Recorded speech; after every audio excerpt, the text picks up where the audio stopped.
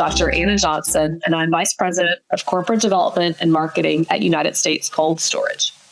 In today's episode, we're going to focus on a critical pillar of our success, our people. And at U.S. Cold Storage, our employees are the foundation of everything we do, from delivering exceptional customer service to fostering a culture of growth, engagement, and leadership. So I'm honored to have not one, but two guest hosts today. Michelle Grimes, she's the Senior Vice President of Human Resources here at U.S. Cold, and Nicole Janecek, who's the Vice President of Human Resources here. They're going to share some valuable insights on USCS's commitment to our workforce, our strategies for employee development, and the programs and how the programs that we put in place for our people or our cold crew are shaping the future of our organization. So welcome, Nicole and Michelle, and thank you so much for joining me. Thank you for having us. Perfect. Let's get started. So I guess we'll kick it off with the first question to Michelle. What are the priorities, the HR priorities for U.S. Cold for 2025? I think the priorities we've had are really consistent with what we've had the past several years. We just based on what's going on and what we need to launch that year, we kind of shift those priorities a little bit back and focus a little bit more on it. I'd say primarily is continuing to build that business partnership with HR in the field, working with operations and partners to meet with the employees' needs and all that. But definitely our technology and continued development of our cold crew, and also building engagement and what we can do there. So it's been an evolution over time, right? Right. And you kind of took over, spearheaded or led HR starting when? January 2018. 2018. Okay, so that's kind of when our evolution started to, I'm going to say almost not grow up, but almost kind of formalize. Because they already been on that path. Yes. But I think we kind of formalized a little bit more. Okay, and so now we're just kind of taking it a little bit forward and trying to invest in leadership and employee engagement and employee experience, right? And then we're really trying to build this culture in our organization. So how do we foster a strong corporate culture across, we have 38 facilities in 13 states. How do we do that consistently? Well, I think when we started this journey in early 2018, we knew that maintaining that culture is going to be critical. I mean, it's what sets us apart, what makes people want to work at U.S. Cold. That's why we have, the tenure that we do within the company. But with that, we acknowledge, I think a obstacle or hurdles that we know we needed, which always existed. Mm-hmm. And that was ensuring that we meet every employee, even on the front line. So and making sure that they understand belonging and what that means and reaching them consistently. So communication, we've launched some technologies for that with our UKG app, but also with SharePoint and getting that inside. So to me, it was making sure that we meet everybody consistently all the way across. So traditionally, when we think about, warehousing and transportation, we understand that there's high turnover. So what are we doing and what do we have in place to improve employee retention, especially, again, in an industry that has such high turnover? So at least for us anyway, we have been extremely successful with our referral program. Lots of our locations have referral programs in place, and retention of those individuals has been phenomenal. It's been way more advantageous than any of the job boards that we've been using previously. And I think we will continue to leverage that in the future. So for those that are listening, what is a referral program? If they vary by location, some locations pay a little bit more. They pay maybe $500 in 3 months and $500 in 6 months, or maybe they just pay $1,000 if one of an employee referral stays a year, right? So it all depends on the location, even potentially the job title as well.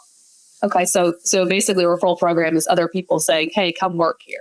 Absolutely. Work with your friends, great. And if they love where they work, it's awesome to have somebody say, that is the highest compliment, is when somebody says, I want you to work here because it's such a great place to work. Right.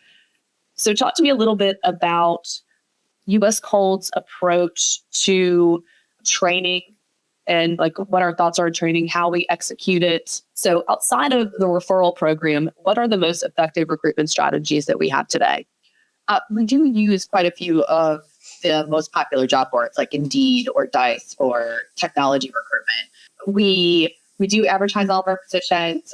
We do have quite a good recruiting staff. They will definitely call and interview and speak to as many people as they possibly can. In addition to that, I also feel like we we will get a bunch of resumes or candidates applying. I mean, we don't exactly have the best fit for them at this time.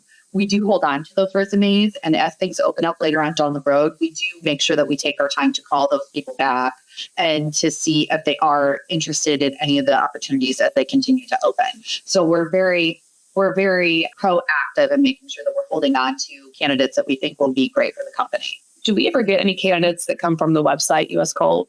Yes, we get quite a few, actually. It's also helpful data. A lot of the most popular job boards, we can link out to our primary site as well. And so they can apply through that too. I know that we have primarily minority warehouse employees. So do we recruit in Spanish?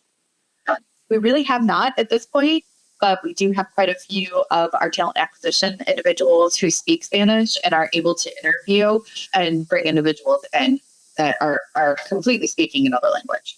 So once you get employees in the door and we always are continuing to train them. So can you talk a little bit about our approach to training and how we think about training? Sure. Well, in 2024, we trained approximately 354 individuals. They were all on our leadership staff. They were anywhere from supervisors to managers. And we do have quite a few different programs that we have in place. We have our management skills training program. We have our university. We have GCCA. And that's just a couple of them, for example. And then this upcoming year, we're really going to focus on adding more individuals to that as well. We're doing management skills training 1 as well as management skills training 2. And I think we're going to be closer to 450 individuals that will train this upcoming year. But training and development, we have very specific programs. We also have a large number of summits that each department also puts on as well. So while there's individual training programs, we also, with all the summits, are focused in on customer accounts and leadership development, professional development altogether. So how are we supporting leadership development and career progression for employees? When we looked at the importance of that development and leadership is realizing that our leaders have the most impact to our employees and their level of engagement. That's indirectly and directly. So, what's important to that is being able to develop our leaders in that human mentality and that thought process. But also, as we continue to advance our technologies, that's providing, the training and the development for that. But even past that is identifying future leaders and preparing them to take over these next, the next steps, and so that they are eligible and can move to those next levels. So you're kind of providing a holistic training for employees. So it's not just their individual job, but it's kind of the leadership and preparing them for career progression and how do we think about this? I think that's a great way to do it. I mean, in the vein of sustainability, it's really kind of making sure that we are sustainable going forward for the future. So you talked a little bit about technology. So what kind of role does technology play in HR operations at USCS? And then also, how has it improved talent management and employee management? So from a training perspective, we definitely have a platform in place that we've been utilizing pretty heavily at a minimum for our safety compliance training, and we will continue to develop that with all of the HR training classes. We have probably around 5,000 different classes available in there, and employees can go in and take classes kind of at will. So if they'd like to take an Excel class, they can, or if they would like to get some additional training on whatever, that's also available to them as well. We also have the capabilities of assigning individuals different classes too. That's great. So as an employee, you could kind of have a list of training classes that you want to take. I think that's great. I don't know if everybody knows that, but if you're an employee, US Cold employee looking out there, you could certainly go to UKG, right? Yep. And get and take classes. So let's talk a little bit about how how you guys think about fostering a kind of a diverse and inclusive environment. I think the way we have pushed this has been more of an organic approach and intertwined into all of the policies and things that we put out. So, and focusing on the inclusiveness piece of it, right? And making sure that the warehouseman at the frontline location realizes that he belongs to a location, a region, a company, a worldwide modern inspire our parent company, and making sure that they understood that. But with that, we understand at US Cold that DEI and diversity is not just about race, age, gender, and all that. It's more about diversity of thought, education, background, and making sure that our leaders understand that and making sure that they appreciate that side of it. But when it comes to ensuring that our diverse workforce has the development that they need to advance to that next step, is I think a couple of ideas or things that we've done through that is, enhancing our internal job board to show a broader approach and what's available to them, and understanding what the different career paths could be for that. That may not be traditional from that side of it, but also trying to take away some of the hurdles to advancing. So, for example, we've done some language sharding where English was a second language for supervisors, so they limit them in their advancement capabilities. So that's one example. And I think too, just over time, with leadership development, over time, being able to not protect your employees. Like if you have a great employee and they see something out there, that is an opportunity for them. So I think that's, and I think over time we've all, kind of evolved, and we want people to succeed, and we want them to, again, to belong to this culture. So, providing them those opportunities is awesome. But I think we're a testament to it as three, as Michelle started out in a warehouse, I started out in supply chain. Nicole, you started out in human resources. Yeah. So we've all come a long way. You talked a little bit about the thought of an employee belonging here. So how do, from a benefits and wellness program support, HR programs, how do they support employees like physical, mental, emotional well-being? I enjoyed it. Well, I think the basis for all the decisions we make in the programs that we provide, health and welfare programs, is with total well-being in mind. But even with total well-being, we have so many, with our diverse workforce, right? They have different needs. They're at different points in their lives. So making sure that we can provide programs, on a voluntary basis or company provided, that meets all of those needs across that. And I think, with some of our healthcare programs, it's specifically like we make targeted programs in place based on our demographics and based on the experience that we have. So we have partnered with very good third-party healthcare providers that have, hypertension and specialized programs that target it for voluntary that employees can select on that side of it. But I think from behavioral health, coming out of COVID, I think it was key that we put those different programs in place. We have a wide range of ways to do that, whether it's online, in person. We even have some complimentary that company provides a certain number of those. We've got crisis care, so a lot of programs in that. We have a Health and Wellness Week coming up. So talk to me a little bit about what's coming with Health and Wellness Week. Trying to raise awareness of the importance of that. I mean, even with some of our supervisor training, we do some training with that side of it and making sure that they understand how to identify at least the weaknesses or things the employee may be going through. Just recently, our HR team. Yeah, so we had our HR team. So there's a total of 30 of us that actually went through, and just like a first aid certification, they actually received a mental health certification. And so essentially what they were able to do was to identify if someone's in a mental crisis, and then what the steps are to do in order to try and get that person the appropriate help. So we do have certain people certified throughout the company now that are able to handle different situations. That's great. And again, I had no idea until you guys were telling me about this. So I learned something new. And hopefully you guys did as well. So what are the challenges that you face when you're managing, because we have a head office, that's where we're recording this today, but we also have 38 facilities in 13 states, right? And so we have frontline employees, and we also have head office, home office employees. So what challenges do you face managing a workforce that's kind of a combination of both of those? And Michelle had mentioned earlier, probably our biggest challenge is communication. If we send out email, that doesn't necessarily mean that the warehouse associates are seeing any of those emails. So we do have to figure out different ways to communicate with the individuals, whether we're hanging up signs in lunchrooms or putting things out on SharePoint. We've really kind of taken the time to develop our HRIS system. So employees are able to ask questions through there, as well as HR being able to provide responses. But really, communication overall is a huge thing that we do have to improve upon, and we will continue to make improvements with as well. And I think we're finding creative ways to do that.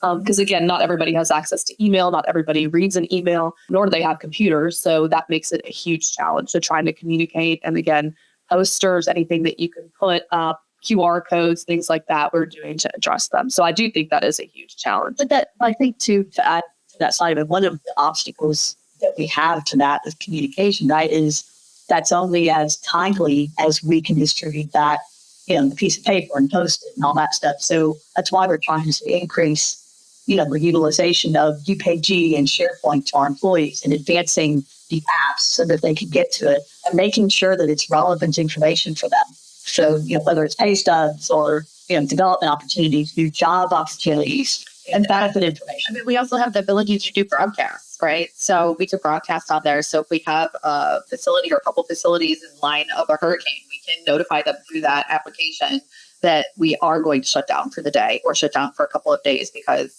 there was weather concerns. So, And I don't know if everybody knows it, but you can download the app on your phone. So you can have UKG on your phone, right? So Michelle, you were telling me about that. Like you get a notification when it's time to get paid. But that's a great tool that you can use to communicate. I think it's always going to be a challenge, and I think actually even making our supervisors and general managers and all those folks aware that they do need to communicate as much as possible because that's kind of their source of information. So, how do you encourage continual education and professional development for employees? We do have an education reimbursement program that we offer. It varies every year, but we have about 50 people who are going for their bachelor's or their master's, and it is a reimbursement program. We also offer classes through a certain university where they can actually take the general education classes for much cheaper than if they were going to just a regular university. So we definitely have that, but also, like as I mentioned earlier, we have a lot of the summits, and really in those summits we focus on all the different technologies that we have available, what all of the different facilities are facing, and having those conversations and making sure that they know different solutions. What about USCS University? Because that's kind of that's like a well-rounded program. So talk to me about university. So university, we have approximately 30 people who go through the program every year. It is 3 tracks, and so they come visit the Camden office 3 times throughout the year. They're here now? They are here now. Yeah. They essentially learn about every different program that US Cold has to offer, whether it's logistics or Different career paths. So, the different aspects of USCS's operations, I guess, overall. So Michelle, are there any new HR-driven initiatives that you're excited about to roll out in 2025? I think the most important is definitely come down to our HR technology and taking that to the next level, but also making sure that our employees understand it and can access it. We address each of the hurdles and things like that. And that's why we really ask for those supervisors and the people on the front line to give feedback in what we can do to improve that and what hurdles they're having to make sure they get that, which speaks to communication, which we know is key and most important. But, when we talk about feedback and making sure that we can adapt to that, we're taking our surveys to the next level this year. We did Q3, the end of last year, Net Promoter Score across the company. And we actually had very good participation, which actually far surpassed what we had thought we'd do, especially with our first run.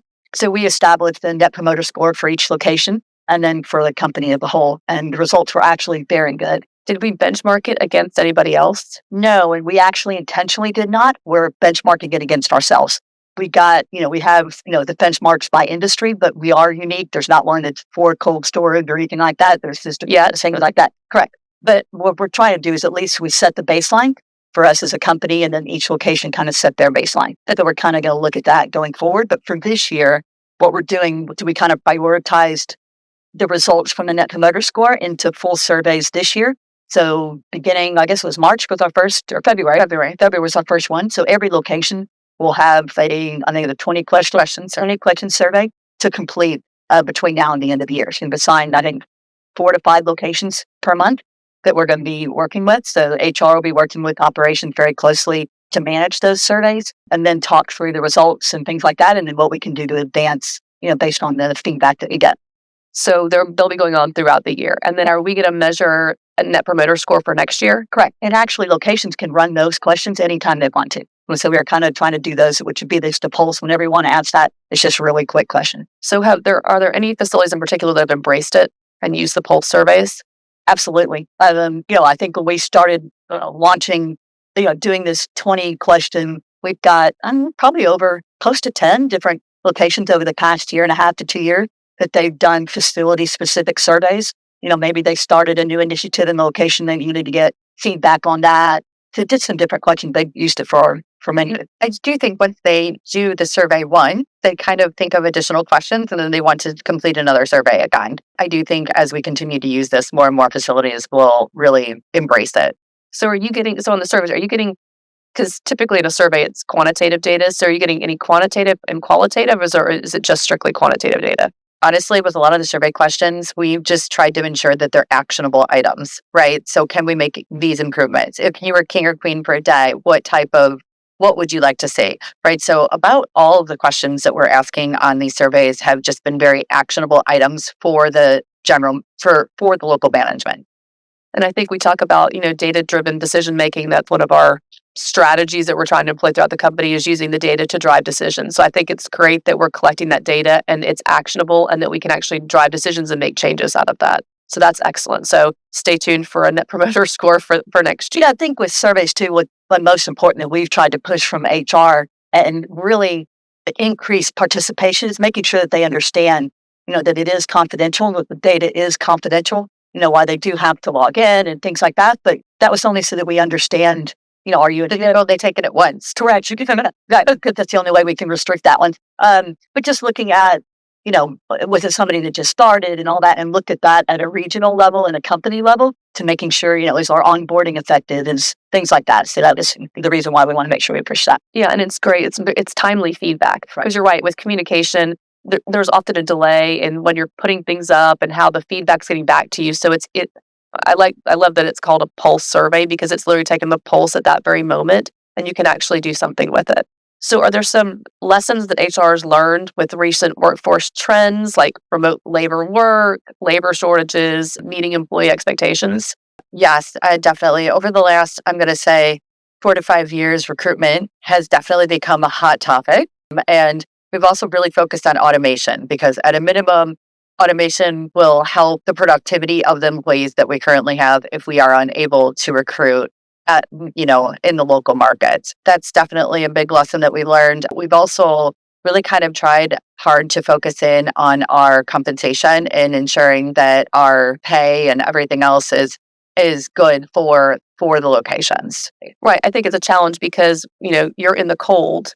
If you're a frontline employee, you're in the cold. And if you're right next to an Amazon warehouse, they're in ambient temperatures. So it is a challenge to make sure that we are getting the best employees and the right employees. So we have to look at our pay and look at, how we incentivize people to make sure that we're competitive with everybody else in the market. Absolutely. Yes. So you mentioned automation. So a lot of our facilities are now automated. We're building in Lowell, Indiana, a fully ASRS automation. And really that came about because during COVID, labor was such a challenge. We had to find ways to be more productive without the employees. But if you're in a facility that has automation, how do you address the changing workforce? We are still recruiting individuals who maybe are forklift drivers, but then we're also taking the time to train them so they understand how to utilize all the automation technology at the facilities. So maybe you had a forklift driver at one of our other locations and we trained them up and now they are running a crane at the new automated facilities. Right. Same thing with layer pickers, right? So you have, a gantry system and you're doing layer picking, but now you're driving in a heated cab doing layer pick as opposed to grabbing cases. Correct. So I think it's just I think when we think about it, it's just a different way to work. And we've thought about it and we're actually training them and addressing employees in those locations to make sure that they still have a career path with us, even if the work changed. Correct. So how does HR collaborate with other departments, such as operations and compliance, to ensure that we are aligned and people focused? HR, I think people automatically think benefits, and we are definitely focused on all of our benefit programs and how they can assist all of our employees. Really, that's number one. I think number two, HR has really kind of been trying to be focused with the operational group on work-life balance as well as employee flexibility. And I think that will continue to be a focus in upcoming years. Okay, so when you think about flexibility, we're talking about kind of that work-life balance, you said. So do we have policies or programs in place to address that? I think coming out of COVID, like this, the world in general, right? realized, I think it heightened the awareness of work-life balance, not only for companies, but also for individuals, right? And what does that look like? And I think this is where the human part of HR comes into play, and it's the most important for us as we go through that. But recognizing that all of our employees have a life outside of US Cold. I think when you're talking about what we've been trying to do with HR is working with our operational leaders to examine what is flexibility, what can flexibility look like at that frontline level. Because, it's not like you can work from home and pick cases and things like that, right? But for the most part, what can that flexibility look like in challenging our leaders? And I think our lead programs that we provide to our employees would have to be relevant to that frontline worker where they don't have the flexibility, that some of the other positions may have or may enable them to participate in it. Currently, we have several pilot programs that HR is working with operations to try out some different flexibility options or things that we have, like HR's advanced technology to be able that we can do this a little bit more. So we've got locations that are piloting, flexible shifts, visibility to overtime opportunities. So it's not just, posting a list. They can actually bid. We actually have shift bids where they can shift swap. So we've got quite a few things in the works right now through locations to try that a little bit more. Just to give the employees that flexibility. Yeah, and I think so they can manage that work-life balance. And I think from the head office too, I think we're always very sensitive about, hey, people can't not come to work. So when we're putting things in place or when we're evaluating the head office, we're always like, what does that mean? What does that look like to a frontline employee? And we're very sensitive, and we don't want to do anything that's going to be disingenuous with what they're experiencing. So what advice would you give somebody looking to grow their career at US Cold? I've always said when people have asked me, I've been with the company for a very long time, is do the best job you can at the job you have. Opportunities are there. But I started to realize that might be a little naive, especially for, the frontline worker and stuff like that. And what can that look like? So I challenge each of them to take on that ownership of what can that look like, right? Take on new challenges, stretch yourself in what you want to learn, and make sure that your supervisor and your manager knows that you're interested in other opportunities, right? And whether it's learning or new opportunities for a new job, but understanding that the career path that you think you're on may not, to be open to other options and other career paths. It doesn't ever stop you from going back to where you are, but it just gives a full, well-rounded employee. And say yes. Just say yes. Say yes to every opportunity. Yes. I mean, I didn't major in marketing, and here I am. So you never know. What about you, Nicole? Actually, when I interview people, I tell them all the time, if your expectation is to move from an HR1 to an HR2 to an HR3, that's not necessarily how US Cold works. A lot of what we do in this company is maybe you're sitting in a role that benefits, and then maybe you move over to compensation, and then you bounce back to another role. But the highlight is then you're learning all of those different areas.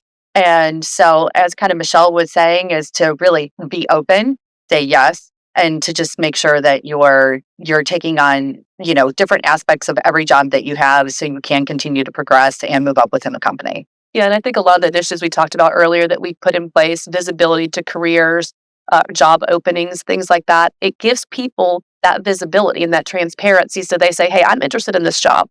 And maybe I don't have the skills for this, but what do I need to learn to be eligible for this job? So I think that's great that we're kind of, again, contemplating, not just a career, but like you can kind of choose your career path, which I think is awesome. I think one of the things when we talk about the transparency with opportunity and stuff, we have had more people within the company transfer location to location or region to region, geographically or whatever, even whether it's within the same area or the same region, but move all over the country. US Cold provides relocation program based on, whatever roles you're in and where you're going to be moving, but opening yourself up to that. If you're open to relocation doesn't mean you can never go back either. So there could be opportunities there as well.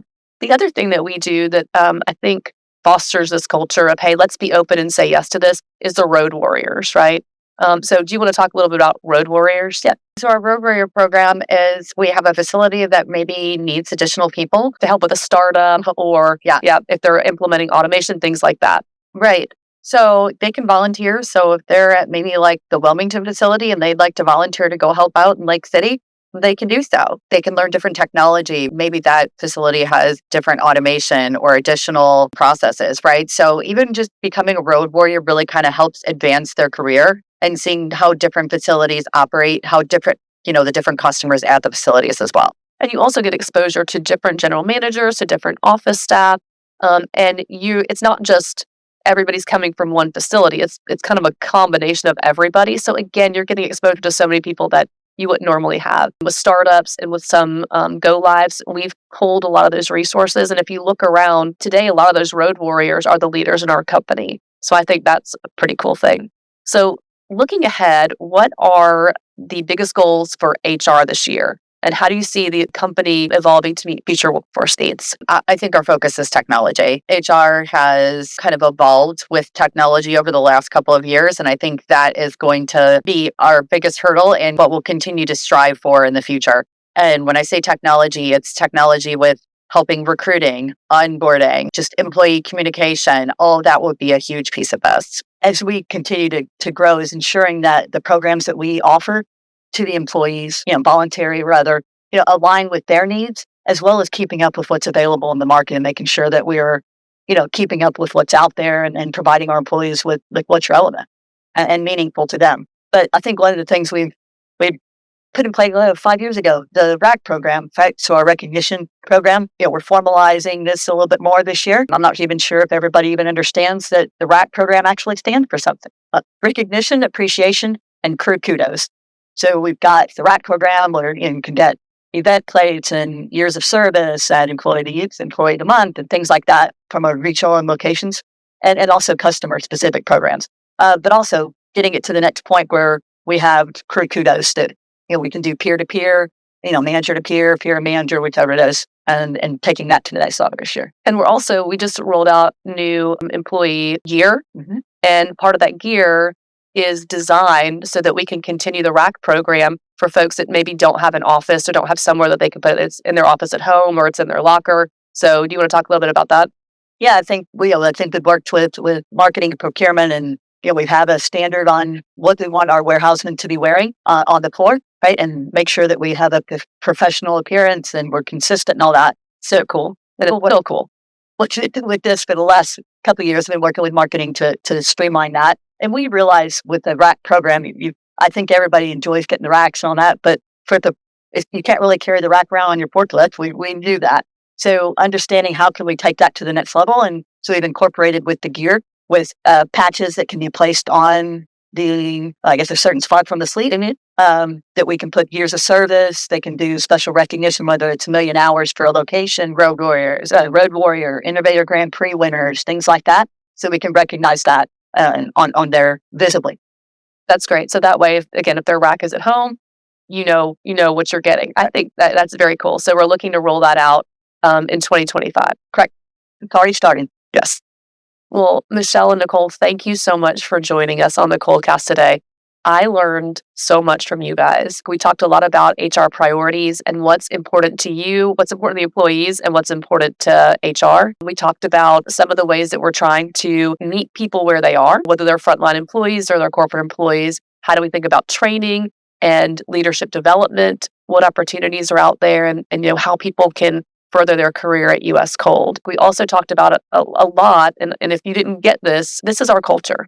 People are a critical part of our success. So we want to make sure that everybody knows what's available. And for those that are watching, I think it's a great takeaway from a human resource perspective that these are things that we're thinking about, So these are things that you guys need to be thinking about as well. And then we talked about some of the programs and some of the recognition that's shaping our future. So I think it was a great conversation. And I hope you guys took away from it what I did. And we have a great Cold crew out there. And we're so appreciative of everything that you guys are doing and everything that they're doing to make us a success. So thank you guys. Thank you guys for joining the ColdCast, and stay cold. Thank you for having us. Thank you.